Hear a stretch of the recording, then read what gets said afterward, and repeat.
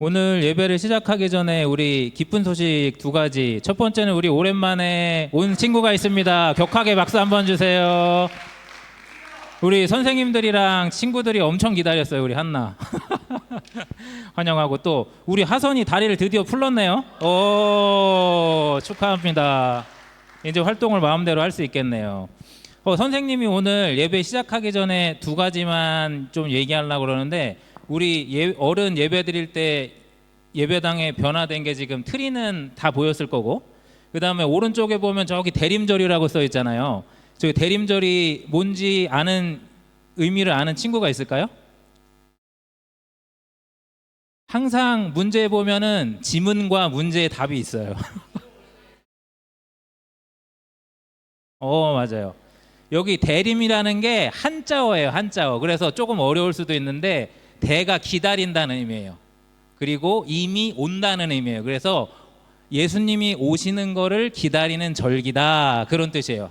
그래서 여기 보면은 12월 1일부터 25일까지가 이렇게 지금 소망, 평화, 기쁨, 사랑, 생명이 써 있잖아요. 그러면 우리가 맨 마지막에 12월 25일이 무슨 날이에요? 예수님 오신 크리스마스잖아요. 그러니까 그날까지 우리가 매주 소망, 평화, 기쁨, 사랑을 이제 체험하고 기도하면서 예수님이 오시는 날을 기다리는 절기라는 거예요, 12월이.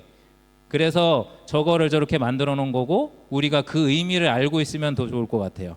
그리고 한 가지 더 얘기해 줄 거는, 이게 선생님이 니네 이제 헌금하는 거를 이제 그 이름 적어주고 뭐 이런 걸 하고 있는데, 보면은 그 선생님이나 어른들은 헌금할 때 준비를 어떻게 하냐면은, 뭐 100% 그러지는 못하겠지만 예배 시작하기 전에 그 내가 오늘 헌금할 거를 다 준비해서 넣어놔요. 근데 선생님, 니네들이 뭐 잘했다 못했다를 얘기하는 게 아니고, 오늘까지 못했으면은 다음 주부터는 예배 시간 전에 그 액수는 중요하진 않고, 내가 오늘 하나님께 헌금 드릴 거를 준비해서 봉투에 넣어놔서 예배를 시작했으면 좋겠어요.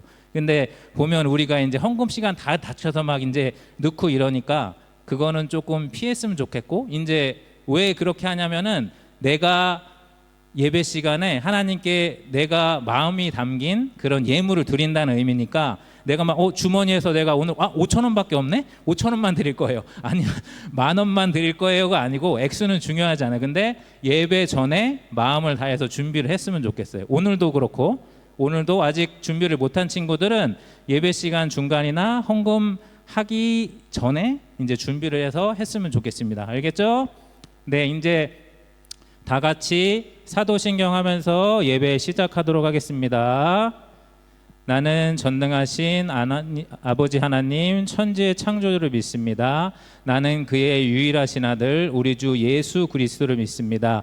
그는 성령으로 잉태되어 동정녀 마리아에게서 나시고 본디오 빌라드에게 고난을 받아 십자가에 못 박혀 죽으시고 장사된 지 사흘 만에 죽은 자 가운데서 다시 살아나셨으며 하늘에 오르시어 전능하신 아버지 하나님 우편에 앉아 계시다가 거기로부터 살아있는 자와 죽은 자를 심판하러 오십니다. 나는 성령을 믿으며 거룩한 공교회와 성도의 교제와 죄를 용서받는 것과 몸의 부활과 영생을 믿습니다. 아멘. 잘 지내셨나요?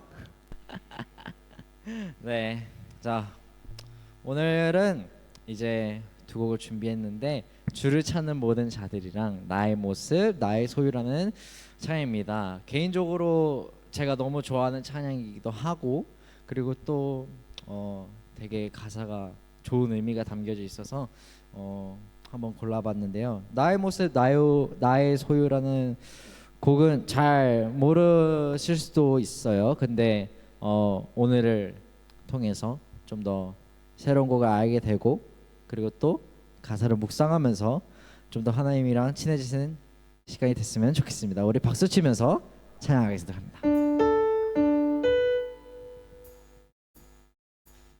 주를 찾는 모든 자들이 주로 말미암아 기뻐하고 즐거워하게 하시며, 주의 구원을 사랑하는 자들이 항상 말하기를 하나님은 위대하시다 하게. 우리 한 번 더 주를 찾는 찾는 모든 자들이 주로 말미암아 기뻐하고 즐거워하게 하시며 주의 구원을 사랑하는 자들이 항상 말하기를 하나님은 위대하시다 하게 하소서. 주는 나의 도움 나를 건지시느니 여호와여 지체 말고 내게 임하소서. 가난하고 비판된 마음 가운데 여호와여 속히 임하소서.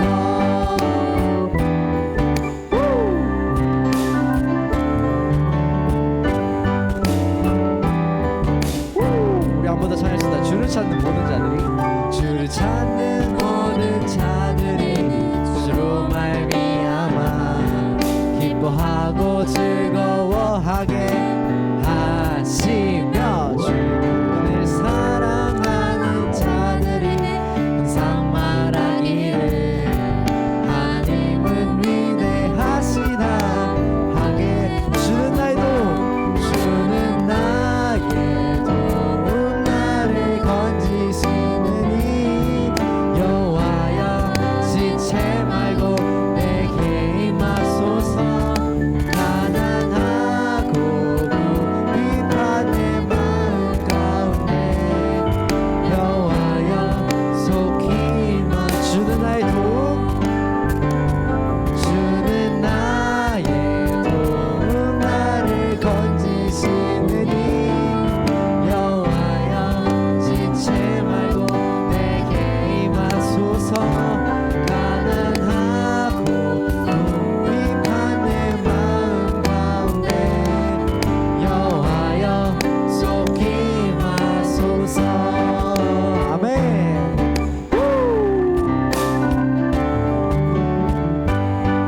한 번 더. 우리 목소리 높여서 주는 나의 도움 나를 건지시느니 여호와여 지체 말고 내게 임하소서. 가난하고 비판의 마음 가운데 여호와여 속히 임하소서. 주는 나의 도움 나를 건지시느니 여호와여 지체 말고 내게 임하소서. 가난하고 비판의 마음 가운데 여호와여 속히 임하소서. 여호와여 속히 임하소서. 우리 한 번 더 여호와여 속히 임하소서. 다 같이 한 번 더.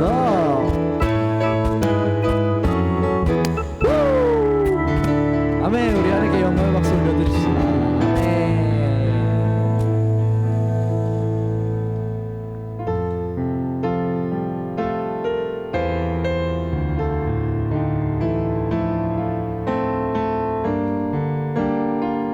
다 같이 나의 모습 나의 소유 찬양드리겠습니다.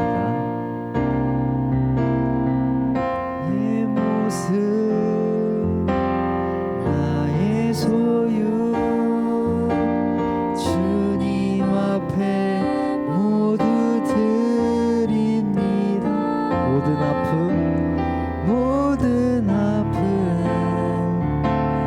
모든 기쁨 내 모든 눈물 닫아주소서. 나의 생명을 드리니 주 영광 위하여 사용하옵소서. 내가 사는 날 동안에 주를 찬양하며 기쁨의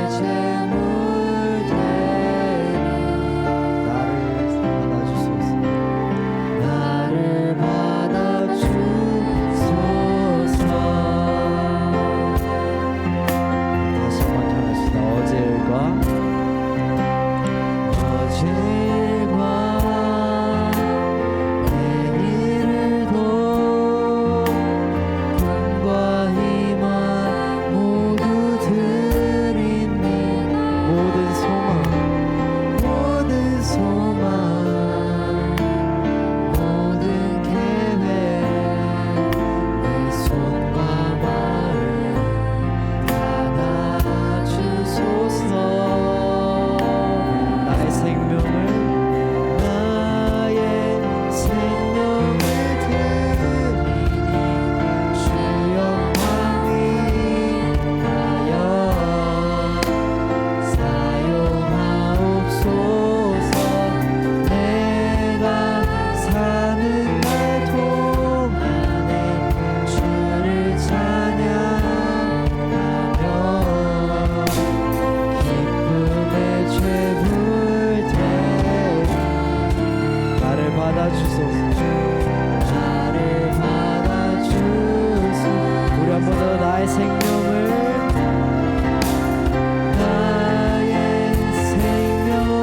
드리니 주 영광 위하여 사용하옵소서. 내가 사는 날 동안에 주를 찬양하며 기쁨의 제물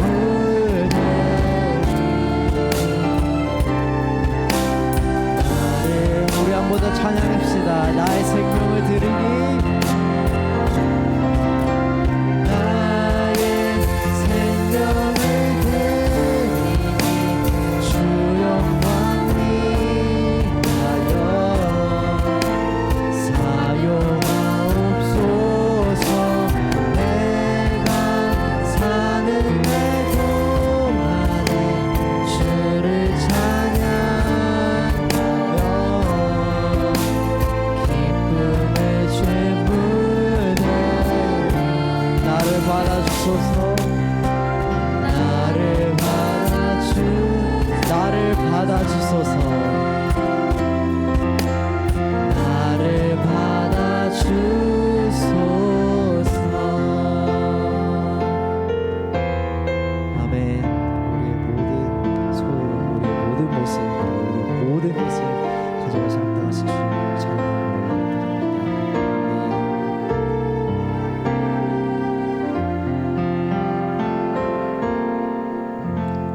우리 대표 기도자 나와서 기도하겠습니다.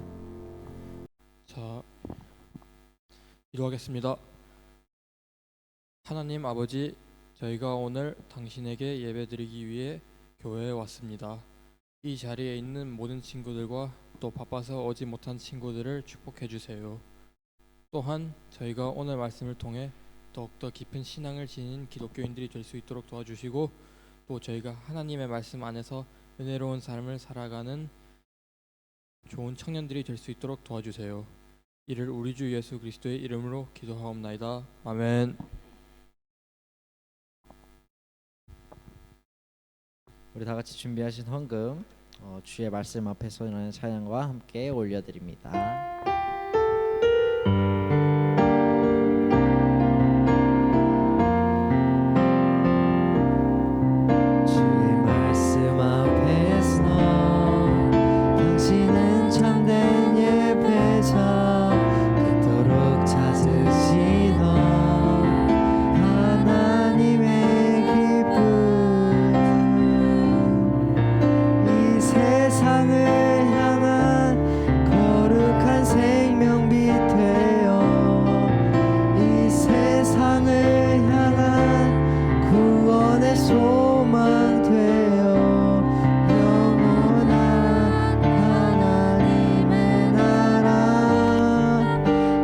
세워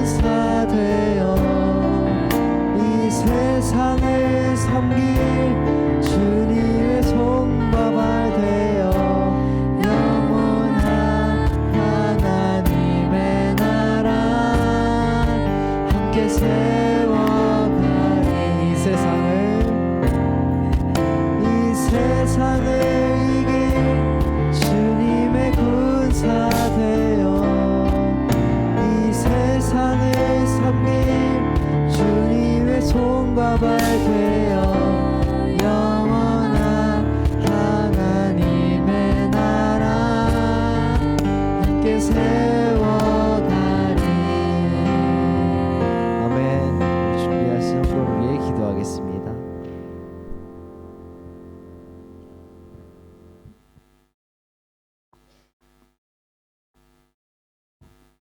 드려진 헌금을 위해 기도하겠습니다. 사랑의 하나님, 오늘도 중고등부 예배로 이 자리에 불러주심에 감사드립니다. 오늘도 귀한 예물을 주님 앞에 올려드립니다. 저희의 정성과 뜻을 모아 드리는 예물을 기쁘게 받아주시고 이 예물이 사용되는 곳마다 하나님의 영광이 드러나게 하여 주세요. 오늘 모인 한 사람 한 사람을 모두 기억해 주시고 말씀으로 한 주간 살아갈 힘과 능력을 더하여 주세요. 주님의 이름으로 기도드립니다. 아멘. 오늘의 말씀은 마태복음 2장 1절에서 8절 말씀입니다.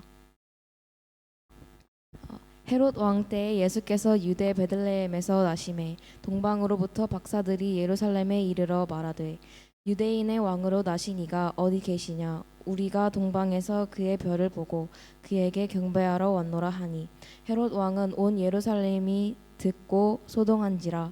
왕이 모든 대제사장과 백성의 서기관들을 모아 그리스도가 어디서 나겠느냐 물으니 이르되 유대 베들레헴이오니 이는 선지자로 이렇게 기록된 바 또 유대 땅 베들레헴아 너는 유대 고을 중에서 가장 작지 아니하도다. 내게서 한 다스리는 자가 나와서 내 백성 이스라엘의 목자가 되리라 하였음이니이다. 이에 헤롯이 가만히 박사들을 불러 별이 나타난 때를 자세히 묻고 베들레헴으로 보내며 이르되 가서 아기에 대하여 자세히 알아보고 찾거든 내게 고하여 나도 가서 그에게 경배하게 하라. 아멘.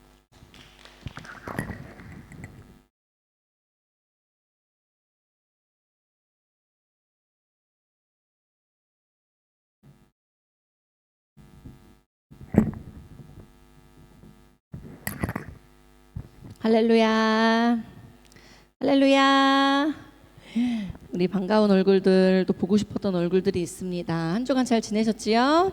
네, 지금 감기가 엄청 유행하고 있는데 우리 성탄절을 앞두고 우리 몸과 마음을 잘 지키는 중고등부가 됩시다. 아멘. 자, 오늘 함께 나눌 하나님의 말씀은 성탄을 준비하지 못한 사람들입니다. 지난주에는 뭐였죠? 성탄을 준비한 사람들이었어요. 지난주에는 끝까지 예수님을 기다리다가 살아생전에 그 약속의 성취를 직접 경험하는 영광을 본 주연이 아니라 조연이었던 시므온과 안나에 대해서 우리가 배웠습니다. 오늘은 성탄을 준비하지 못한 사람들은 성경에 어떻게 기록되어 있는지를 보면서 우리가 이번 2024년 성탄절을 매해 그냥 어차피 기다려도 다가오는 절기가 아니라 정말 내가 예수님을 깊이 만나고 기다릴 수 있는 그런 성탄절로 만들어 가기를 소망합니다. 아멘. 하나님의 놀라운 구원 계획과 약속이신 예수님, 그 예수님이 유대 땅에 오셨지만 이 사건에 그 엄청난 의미를 깨닫지 못하고 그분을 만날 수 있는 그 특권을 잃어버린 사람들의 이야기가 성경에 기록되어 있어요. 그리고 성탄을 준비하지 못한 사람들은 어떤 사람이었는지 보고 나는 어떻게 이번 성탄을 맞이할지 생각해보는 주일이 됩시다. 그 첫 번째 사람은 바로 헤롯이에요. 헤롯. 그 당시에 유대 땅을 통치하고 있었어요. 헤롯이. 그때 왕이라는 표현은 뭐냐면 어느 한 지역을 그냥 담당하는 그 사람이었던 거예요. 로마가 아주 넓은 지역을 통치하고 있는데 거기에 이제 지역마다 또 작은 왕을 또 세워 놓은 거죠. 그게 바로 헤롯이었어요. 그 당시에 유대 땅을 통치하고 있었던 헤롯이 메시아가 이 유대 땅에 태어났다는 소식을 분명하고 확실히 들었습니다. 우리 아까 읽었던 1절, 2절 말씀에 나와 있지요. 동방 박사들이 예루살렘에 찾아오신 거예요. 그래서 왕이 어디 있냐? 우리가 별을 보고 여기 경배하러 따라왔다. 그런 거예요. 근데 이제 이들이 말하는 유대인의 왕은 이 헤롯 왕 같은 사람을 얘기하는 게 아니지요. 이미 모든 유대 사람들이 다 알고 있어요. 구약 성경에 약속된 메시아, 또 우리의 죄를 구원하실 메시아, 우리에게 하늘나라를 보여줄 메시아, 내 삶의 문제의 답이 되시고 또 생명이 되시는 그 메시아라는 거를 알고 있었어요. 그래서 동방박사들이 이제 동방에 사니까 이쪽에 처음 오잖아요. 수도를 먼저 찾아간 거죠. 예루살렘에 간 거예요. 그래서 그 나라 최고 책임자에게 그 만왕의 왕이 여기 오셨는데 어디 있냐고 물어보는 거지요. 7절 이하에 보면 헤롯이 이제 경배받아야 할 분이 태어나셨다는 걸 안 것 같아요. 그래서 이렇게 말합니다. 별이 언제 나타났냐? 그리고 베들레헴으로 가면서 아기에 대해서 자세히 알아보고 그걸 찾으면 나도 경배하게 하라라고 나와요. 그 찾으면 나한테 알려주면 나도 가서 경배하겠다. 그러니까 그 대상이 누군지 알고 있는 거예요, 헤롯도. 그런데 그렇게 별로 하고 싶지 아니한 것 같아요. 내가 왕인데.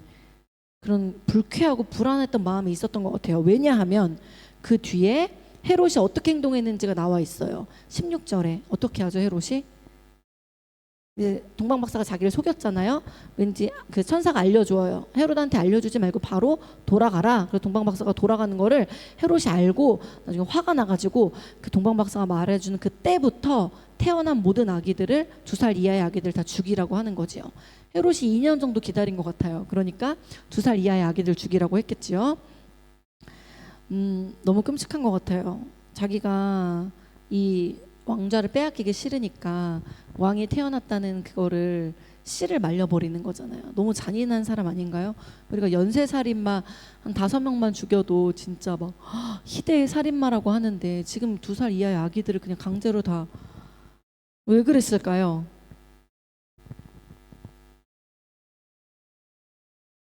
그런데 성경이 말하고 있기로는 헤롯의 이런 마음이 지금 현대를 살아가는 우리들의 모습과 비슷할 수도 있다는 거예요. 제가 살인자라고요? 아니 그게 아니라 우리 교회를 잘 안 나오는 사람들의 마음은 무엇일까요? 우리 한나 왜 이렇게 안 나왔어? 우리가 엄청 기다렸는데 물론 각자 사정이 있는 것을 압니다. 우리가 나오고 싶어도 못 나오는 경우가 있을 수 있어요. 전사님도 어릴 때 아빠가 기분이 나쁠 때는 교회 가는 거를 엄청 막 반대하고 막 혼났기 때문에 되게 조금 힘들었던 신앙생활을 좀 했었거든요. 그런데 아무 이유가 없네 안 나오는 사람이거나 아니면 교회를 매주 나오긴 하는데 별로 예수님이랑 상관없이 사는 사람들은 그 이유가 뭐가 있을까요? 예수님 때문에 자기가 손해본다고 생각하는 사람들이 있다는 것입니다. 예수님은 내 인생에 되게 쓸모없는 존재라고 생각을 하거나 예수님을 믿는 것이 시간 낭비라고 생각하는 거지요. 그렇지 않나요? 그러니까 교회 왜 가냐, 그 시간에 공부해라 이렇게 말하는 부모님들도 있잖아요. 전사님의 아빠도 그랬고. 근데 이제 학생 때는 교회를 되게 잘 나오다가 어른이 되면 이제 진짜 신앙을 가릴 수가 있어요. 학생 때 잘 나오는 이유는 무엇일까요? 일단 부모님 때문에 루틴이 되어서 교회에 나오기도 합니다.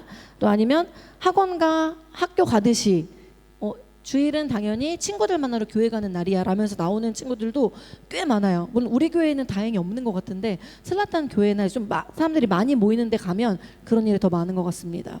또 교회에서 친해진 사람들 때문에 오늘 가서 우리 어른들도 보면 그 집사님이랑 밥 먹으러 가야지 이렇게 교회 오시는 분들도 분명히 있다는 거죠. 그러다가 이제 나의 의지로 신앙생활을 해야 될 때 예수님을 지금까지 어떻게 생각했는지가 드러납니다. 그렇죠? 예수님께서는 이런 마음을 이렇게 설명해 주세요.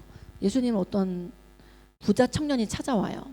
근데 이 청년은 되게 구원에 대해서 되게 갈급했던 것 같아요. 내가 어떻게 하면 구원을 받는 걸까? 구원을 받는다는 게 도대체 뭘까? 하나님을 믿는다는 게 도대체 뭘까? 죽은 다음에 나를 기다리고 있는 게 뭘까? 이거 믿지 않는 사람들도 궁금해 하거든요. 그래서 예수님을 찾아왔습니다. 마태복음 19장 16절에 이렇게 나와 있어요. 선생님이여, 내가 무슨 선한 일을 하여야 영생을 얻으리이까? 예수님한테 이런 질문한 사람들이 많았겠죠. 근데 예수님은 사람에 따라 다르게 대답을 하신 것 같아요. 예수님께서는 이 청년이 예수님을 믿지 못하고 하나님을 섬기지 못하는 가장 큰 방해물이 재물에 대한 욕심이라는 것을 아셨던 것 같아요. 우리를 창조하신 주님은 우리를 다 아십니다. 아멘. 우리가 애써 감추려고 하는 마음까지도 공교롭게 다 아신다는 거죠. 청년이 재물에 대한 욕심을 극복하지 못하면 절대로 주님 앞에서 나올 수 없다는 걸 아셨어요. 주님을 사랑할 수 없다는 걸 아셨기 때문에 이렇게 말씀하셔요. 가서 네 소유를 다 팔아서 가난한 자들을 줘라. 그럼 나를 따를 수 있단다. 그럼 나를 쫓을 수 있어. 얘들아, 재물이 나쁜 건가요? 전도사님이 이렇게 가끔 설교할 때, 그러니까 재물에 대한 욕심을 버리라는 말이 그 재물 자체가 나쁜 거야. 크리스찬들은 돈을 모으면 안 되나? 라고 오해할 수 있어요. 크리스찬들이 다 가난해야 된다는 건 절대 아닙니다. 재물은 하나님을 섬기는데 굉장히 좋은 수단이라고 생각하는 사람들에게는 하나님이 재물을 주시더라고요. 그러나 그 재물이 하나님을 사랑하는 일에 방해가 된다면 차라리 없는 게 나은 거죠. 하나님은 그걸 버리라고 도전하시는 겁니다. 근데 이제 이 청년은 어떻게 됐을까요? 버렸을까요? 그 뒤에 어떻게 나오냐면 그 욕심을 극복할 자신이 없었나 봐요. 성경에 보니까 근심하여 가니라. 뭔가 자기가 따르고 싶었어. 그런데 그걸 도저히 할 수가 없으니까 엄청 근심하면서 슬프게 돌아가는 거지요. 우리는 어떻습니까, 우리 친구들? 여러분들이 하나님을 하나님으로 섬기지 못하게 하는 방해물이 무엇일까요? 한번 생각해 봤으면 좋겠습니다. 성탄을 잃어버렸던 헤롯과 같이 우리 비극적인 크리스마스가 되지 않기를 바라요. 이번 성탄을 계기로 우리 마음에 가득 찬 것이 뭔지 좀 돌아보고 예수님 앞으로 나아오는 은혜가 있기를 소망합니다. 아멘. 두 번째로 성탄을 준비하지 못한 사람은요, 서기관이에요. 서기관은 어떤 사람이냐면 그 당시에 당대 대표적인 종교 지도자들이에요. 누구보다도 성경을 잘 아는 사람들이지요. 헤롯 왕은 동방박사 얘기를 듣고서 이제 자기 측근 서기관들에게 물어봅니다. 4절을 보니까 이렇게 나와 있어요. 왕이 모든 대제사장들과 백성의 서기관들을 모아서 그리스도가 어디서 나겠느냐 물으니 서기관들이 대답합니다. 이르되 유대 베들레헴이오니 이는 선지자로 이렇게 기록된 바. 이렇게 말하는 거예요. 네, 헤롯 대왕이시여. 미가 성경에 따르면 메시아는 틀림없이 저 베들레헴에서 탄생한다고 기록되어 있습니다. 성경을 너무 잘 알고 있어요. 미가에 나온다는 것까지 알고 있습니다. 그런데 정확하게 예수님의 탄생 장소를 사람들에게 알려주었음에도 불구하고 우리 아기 예수님을 찾아온 사람들 중에 서기관이 있었나요? 없었어요. 목자들도 있었고 동방박사도 있었고 또 누가 있었죠? 누가 찾아왔죠 또? 시므온과 안나를 만나고 다 했지만 서기관들이 가서 경배했다는 얘기가 없습니다. 아는 데서 그친 거예요. 다 알고 있었지만. 근데 우리가 교회를 계속 다니다 보면 종교적인 지식이 증가할 수밖에 없어요. 예수님이 구세주라는 거, 하나님이 살아있다는 거, 또 성경에 대해서도 어느 정도 알게 되지요. 그런데 아는 단계를 넘어가지 못하는 사람들이 훨씬 많은 거예요. 머리만 커지고 행동에 영향을 미치지 않는 거죠. 오히려 행동에 더 제약을 주는 거예요. 근데 이건 무섭게 얘들아, 목사님, 전도사님들, 중직분들이 더하다. 오래 다니고 많이 알수록요, 목사님, 전도사님이요, 행동을 누구보다 잘하는 사람들이 아니에요. 이거는 지식은 더 많을 수 있어요. 공부를 하기 때문에. 하지만 이것을 살아내는 것은 그만큼의 무게가 필요하다는 것이죠. 그래서 전도사님 누구보다도 성탄을 잘 준비하는 것처럼 보여요. 바쁘게 뛰어다니고 중고등부도 같이 준비하고 초등부도 같이 준비하고 하지만 정작 전도사님의 마음에 기쁨이 없으면 서기관들과 다를 바가 없다는 것입니다. 주님께서 하신 말씀을 따라서 내 삶을 바꿔보고자 하는 어떤 그런 의지가 없고 또 내 장래의 그런 영광스러운 목표를 수정해 볼 생각이 없다면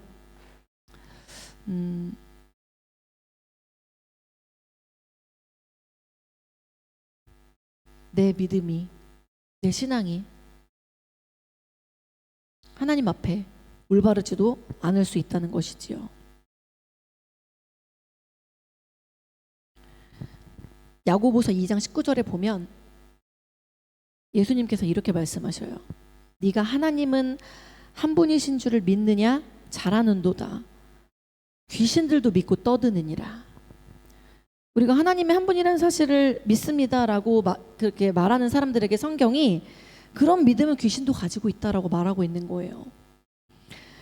지식에 불과한 믿음은 다를 바 없는 믿음이죠. 그런 것과. 하나님이 우리를 사랑하셔서 예수님을 보내셨다는 것을 귀신이 알고요.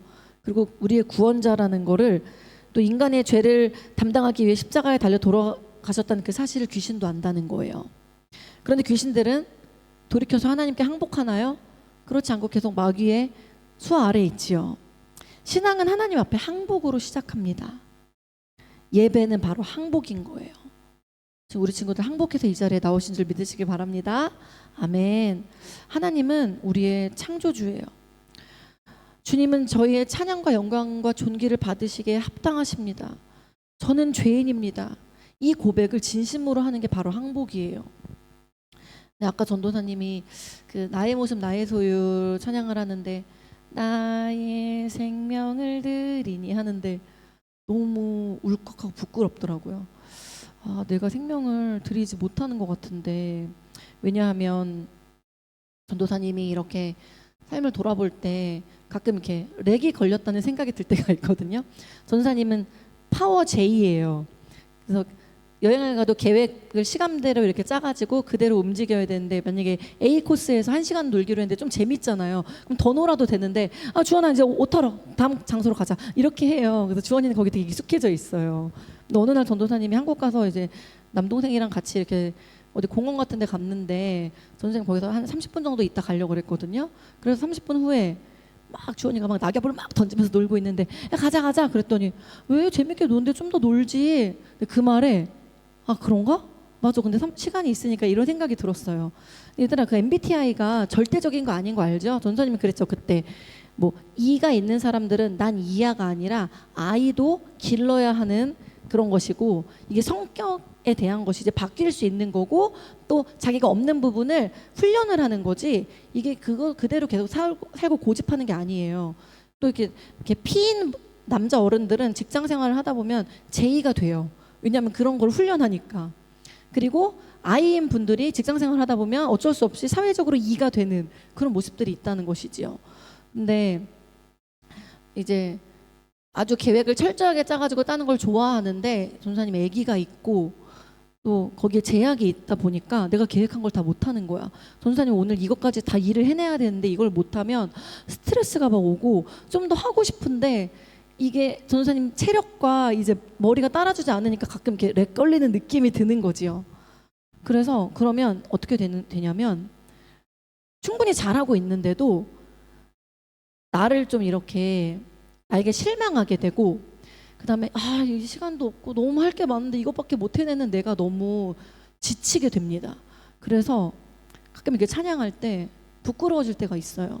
근데 아까 또 찬양을 계속하면서 어떤 생각이 들었냐면, 아, 하나님은 내가 이렇게 찬양을 부르면서 완벽하게 바뀌는 걸 원하시는 게 아니라 이 고백을 원하시는구나.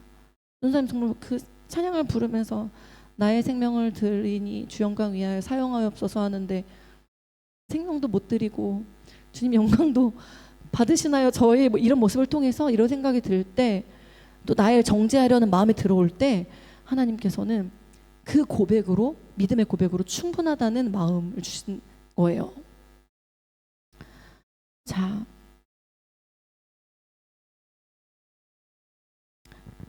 우리 친구들에게 이런 항복의 사건이 있습니까? 알기는 하지만 예배가 없는 사람들, 알기는 하지만 고백이 없는 사람들. 우리 유치원 때부터 계속 교회 다녔기 때문에 뭔가 이 성경의 이런 내용은 알고 있지만 섬김과 봉사가 없는 사람들. 야고보는 그런 믿음은 귀신도 가지고 있다고 말하면서 우리 다 알고 있는 야고보서 2장 26절 말씀에 이렇게 메시지를 남깁니다. 행함이 없는 믿음은 죽은 것이니라. 자신이 아는 성경 지식을 삶 속에 적용할 그런 마음이 없는 신앙은 죽은 것입니다. 그 지식은 우리를 절대 구원할 수 없습니다. 명령에 순종할 준비와 자세를 가지고 우리 말씀을 바라보길 바랍니다. 또 알기는 알았지만 주님을 만나지 못했던 그 당시 종교 지도자들, 그 서기관들을 이번에 생각하는 성탄절이 되었으면 좋겠습니다. 아멘. 아멘. 또 성탄을 준비하지 못한 마지막 사람이 있습니다.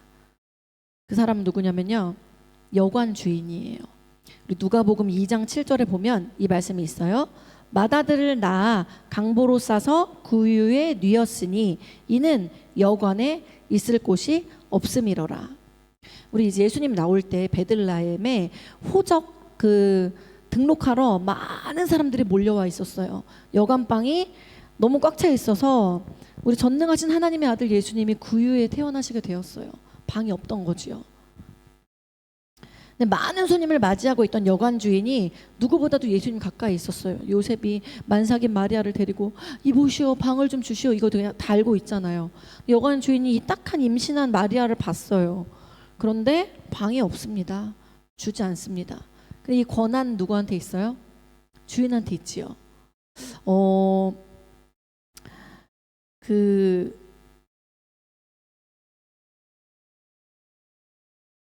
시므온과 안나는 그냥 그 가난한 부부가 안고 있던 아기를 보고 예수님을 알아봤다는 거예요. 메시아인 것을.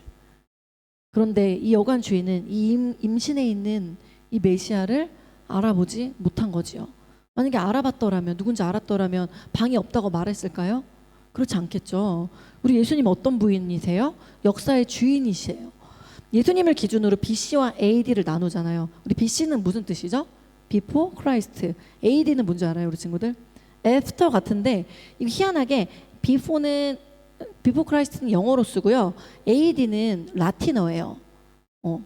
아노 도미나이라는 그 주님의 해라는, 아노가 year를 뜻하고요. 도미네는 우리 주님을 뜻합니다. 주님의 해가 시작되었다는 것을 이렇게 라틴어로 AD라고 해요. 근데 뭐 영어도 의미가 맞으면 맞다고 볼 수 있지만 예수님이 오시자 그때부터 우리는 역사를 다시 세기 시작했어요. 또 예수님을 만난 사람들은 자기의 삶이 변화되었다고 증거하지요. 예수님 만나면 어떻게 돼요? 우리의 세계관이 바뀌고 우리의 인생관이 바뀌고 죽음에서 영생으로 우리의 삶을 바꾸시는 분이 예수님이라는 거예요. 근데 여관 주인은 왜 예수님을 맞이하지 못했을까요? 아마 바빠서 그러지 않았을까요? 바빴어요. 바쁜 거 맞고 꽉 찼고, 그 다음에 어떤 손님들? 팁을 주면서 귀한 손님들도 많았겠지요. 모든 사람 다 와야 되니까 돈 많이 주는 사람들 노리겠지요. 우리도 뭐 휴가철 되면 되게 비싸지잖아요. 모든 숙소가 뭐 5만 원짜리 숙소 막 15만 원 되고 돈 있는 사람들만 여행 간단 말이에요. 이때도 그러지 않았을까요? 그러니까 돈을 벌기 위해 아주 바빴을 거예요. 귀한 손님들 맞이하고 정신 없다 보니까 정말로 귀한 예수님을 놓치게 된 거예요. 여기서 전도사님도 생각을 되게 많이 하게 됩니다. 우리 먹고 사는데 바쁘고, 또 우리 학생들은 특히 공부하고 학원 다니기 바쁘고 또 학교 다니기 바빠서 그리스도를 받아들이지 못하는 사람들이 많이 있어요. 무엇이 더 중요한 걸 잃어버리고 자기가 죄 있는 것을 잊어버리고 자기 죄의 문제를 해결하기 위해서 이 땅에 오신 그 하나님의 아들 예수 그리스도의 그 십자가 사건을 잊어버리고 하나님 앞에서 내 인생의 문제를, 내 일생을 어떻게 결산할 것인지 생각하지 않고 당장 이 땅에 어떻게 살 것인지만 고민하는 게 바로 이 여관 주인이 맞이한 비극이라는 거예요. 자, 우리 친구들 생각해 보세요. 이제 생명이 딱 끝나는 날 우리가 이뤄놓은 것들을 아무것도 가져갈 수가 없어요. 가족들까지도요, 함께 할 수 없어요. 그런데 그게 땀 흘려 일하는 것, 열심히 공부하는 것이 중요하지 않다는 게 아니에요. 인생이 허무하다고 말하는 것이 아니라 우리 일상적인 삶에 너무 빠져 있어서 중요한 거를 잊고 산다면 그것은 우리 인생의 가장 큰 비극이라는 거죠. 우리 예수님이 그래서 이런 이야기를 해주세요. 잔치에 대한 비유입니다. 주인이 잔치를 열어서 사람들을 초청했어요. 그런데 사람들이 여러 가지 핑계를 대면서 못 간다고 하는 거예요. 저 지금 밭을 사가지고요, 지금 못 갑니다. 이래야 돼요. 저 오늘 소를 사서 못 갑니다. 요즘으로 따지면 저 지금 새 차를 사가지고요, 오늘 시범 운전을 해야 돼가지고요, 못 갈 것 같아요. 오늘 집을 새로 계약했거든요. 그래서 못 갈 것 같아요. 너무 중요한 일이잖아, 얘들아. 집을 계약했어, 새 차를 뽑았어. 근데 지금 뭐 누구 생일 파티 가게 생겼어? 그렇잖아. 그래서 이제 이런 꼭 해야 될 일 때문에 중요한 일을 막 핑계를 댑니다. 근데 주인이 여기 성경에 보면 주인의 마음이 화가 나고 슬퍼한다고 이야기해요. 할 수 없다. 그럼 그들로 자기네들 할 일을 하게 해라. 돈 버느라 바빠서 신앙에 관심이 없는 사람들 그냥 그대로 내버려 둬라. 쾌락에 빠져서 살아계신 예수님에 대한 열정을 잃어버린 사람들 그냥 그렇게 살게 둬라. 대신에 마음이 가난한 사람들 데려와라. 천국을 향해 꿈을 가진 사람들을 데려와라. 잔치자리에 예수님을 사랑하는 마음 가진 사람들 데려와라. 내가 그 사람들에게 잔치를 열어주겠다. 우리 이 주인은 천국 잔치를 베풀고 우리를 초대하시는 예수님을 상징해요. 우리 성탄절에 얘들아 매년 사실 하나만 딱 돌려서 생각하면 아 우리 교회 또 행사해야 되니까 이거 하네라고 생각할 수 있어요. 전도사님들 거기 되게 잠실 뜰 때가 많거든요. 아 또 해야 되네, 이번에 뭐 해야 되지? 그런데 그게 아니라 예수님께서 잔치를 열어주신다고 생각하면 우리는 거기에 참여하려고 노력하지 않을까요? 너희들 조이 돌잔치 전도사님 한다 그러면 다 제쳐두고 오지 않겠어? 그치? 우리 예쁜 조이, 사랑하는 조이가 생일 잔치를 한다는데 내가 축하해줘야지, 그런 마음일 거 아니에요. 우리 아기 예수님의 생일인데 우리가 지금 교회에서 무대에서 무슨 발표를 할까 스트레스 받는 고민을 할 게 아니라 바로 정말 그 천국 잔치를 베풀고 계시는 그 예수님을 우리가 기대하면서 준비해야 한다는 것이지요. 우리 마태복음 24장 37절에 보면 세상이 끝나는 어느 날의 광경을 묘사하고 있어요. 좀 같이 찾고 싶었는데 전사님이 읽어줄게요. 전사님 지금 성탄 준비해야 돼가지고 지금 마음이 급해. 근데 이거 되게 중요해. 이제 설교가 끝나갑니다. 집중해서 들어볼게요. 노아의 때와 같이 인자의 임함도 그러니라. 홍수 전에 노아가 방주에 들어갔던 날까지 사람들이 먹고 마시고 장가들고 시집가고 있으면서 홍수가 나서 저희를 다 멸하기까지 깨닫지 못하였으니 인자의 임함도 이와 같으니라. 이제 오해하지 말아야 할 것은 우리 주님께서 먹고 마시고 장가가고 시집가는 것을 뭐라고 하는 게 아니에요. 예수님은 첫 사역을 혼인잔치에서 시작하십니다. 잔치의 소중함을 아시는 분이에요. 인생의 모든 우리의 중요한 순간들을 응원하시는 분이에요. 그런데 이 말씀의 강조점은 뭐냐면 예수님의 다시 오심을 깨닫지 못하고 있다는 거예요. 거기에 너무 빠져서. 우리 입시 너무 중요해요. 하나님은 그 입시에 정말 너희들이 인생을 거셨어. 너희들 내 사랑하는 나의 사랑하는 제자들이 나를 위해 사는 그 계획을 이루어주기 위해서 입시에 하나님께서 최선을 다하고 계시고 너희들이 공부를 응원하고 계시는 게 맞아요. 그런데 거기 잠식되면 안 돼. 먹고 마시고 장가들고 시집 가지고 있으면서 홍수가 나서 저희를 멸하기까지 깨닫지 못하면 안 된다는 것입니다. 개인적인 사소한 일 때문에 위대한 일들을 깨닫지 못해서 하나님과의 관계를 갖지 못하는 것은 너무나도 안타까운 일이에요. 자, 우리 지금 초등부 애들은 성탄 준비해서 지금 너무 신이 나 있어요. 우리 어릴 때 크리스마스라는 존재만으로 너무 신나잖아요. 기쁘잖아요. 너무 큰 일이에요. 교회에서 하는 모든 행사가 너무 즐겁고 연습하기 모이자 그러면 막 신나가지고 오고 무대에 서는 거 너무 긴장되고 떨리지만 무엇보다도 교회 안과 밖에서 정말 많은 선물들을 받고 또 막 성탄절 자체로 너무 설레는 것이지요. 전도사님 고등학교 때부터 근데 그게 좀 깨지기 시작했어요. 우리 막 6학년 때까지는 애들이 막 성탄 연습하러 모여가지고 막 이러다 갔는데 중학교 때 고등학교 때 갑자기 이제 모여서 성탄절 막 칸타타 전도사님 성탄절에도 칸타타를 했거든요. 그걸 막 연습을 막 주 하나님을 위대하다 예수님 나심을 탄생을 축하해요 이런 찬양을 막 2시간 동안 연습한 다음에 딱 끝나고 애들끼리 아이씨 남자친구도 없는데 뭐 커플 다 죽어버려 막 이러면서 애들이 막 가는 거예요. 성탄절 다 뭐 연인들 다 죽어라 막 이러면서 막 저주와 악담을 하는 친구들이 있었고 전도사님도 마치 그런 줄 알고 애들이 다 그렇게 말하니까 아, 맞아 그렇게 마음이 변하기 시작한 것 같아요. 우리가 커가면서 알 거 다 알고 뭐 없으면 별 의미가 없는 날이라는 거 크리스마스가 하나의 휴일이 되어버리고 있진 않나요? 요한복음 1장 11절이 바로 이런 우리의 모습을 이야기해요. 되게 무섭고 슬픈 이야기예요. 자기 땅에 왕이 오심에 자기 땅에 오매 자기 백성이 영접하지 아니하였으나 자기가 만든 자기 나라에 왔는데 자기 백성들이 영접하지 않는 거예요. 그런데 그 12절에 그 다음 절에 놀라운 구원의 약속이 있습니다. 영접하는 자, 곧 그 이름을 믿는 자들에게는 하나님의 자녀가 되는 권세를 주셨으니. 아멘. 우리는 왜 주님을 마음과 삶 속에 받아들이지 못하는 걸까요? 나는 왜 온전히 그분을 위해 살지 못하나요? 나의 마음의 욕심 때문일지, 이기심 때문일지, 아니면 무관심 때문일지, 세상의 재미 때문일지 좀 돌아봤으면 좋겠습니다. 그걸 돌아보면서 내 마음을 하나님께 고백하고 예수님으로 채우기를 기도합시다. 아멘. 우리 이번 성탄을 맞이해서 예수님을 기대하고 기다리고 모셔드립시다. 아멘. 예수님을 영접하여 크리스마스의 기쁨을 찬양하기를 소망합니다. 이 시간 전도사님이 우리 친구들 위해서 기도해 줄게요. 잠깐 기도하겠습니다. 주님,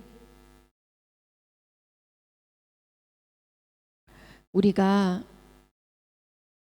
첫 번째 크리스마스를 놓쳐버린 사람들의 모습을 담지 않게 되기를 구합니다. 우리 안에서 헤롯을 닮은 사람이 없게 해주세요. 여관 주인과 같은 사람들이 있을까 두렵습니다. 성경을 알지만 아는 것에서 그치고 그분을 내 마음과 삶 속에 모셔드리지 않는 이들을 슬퍼하며 기도하게 하여 주옵소서. 이 성탄에 우리가 주님이 내게 오신 사실 때문에 기쁨이 있게 하옵소서. 예수님을 구주로 알지 못하는 이웃을 그 바라보는 슬픔 때문에 이웃에게 복음을 가지고 나가 전하는 성탄이 되게 해주세요. 주님께서 이 땅에 친히 오셔서 보배로운 피를 흘려 나의 죄와 사망에서 구원하셨습니다. 살아계신 예수님 때문에 내 삶이 의미가 있어졌습니다. 가치가 있어졌습니다. 깊은 감사와 감격 속에서 주님께 소리쳐 찬송하는 성탄이 되게 하옵소서. 머리는 있어도 베들레헴에 갈 손과 발이 없었던 서기관들의 비극이 우리의 비극이 되지 않게 해주세요. 우리의 손과 발로 주님을 찬양하고 누구보다도 앞장서서 성탄을 기뻐하고 싶습니다. 우리의 찬양을 받아주세요. 예수님의 이름으로 기도드립니다.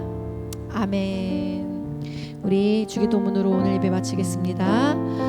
하늘에 계신 우리 아버지, 아버지의 이름을 거룩하게 하시며 아버지의 나라가 오게 하시며 아버지의 뜻이 하늘에서와 같이 땅에서도 이루어지게 하소서. 오늘 우리에게 일용할 양식을 주시고 우리가 우리에게 잘못한 사람을 용서하여 준 것 같이 우리의 죄를 사하여 주시고 우리를 시험에 빠지지 않게 하시고 악에서 구하소서.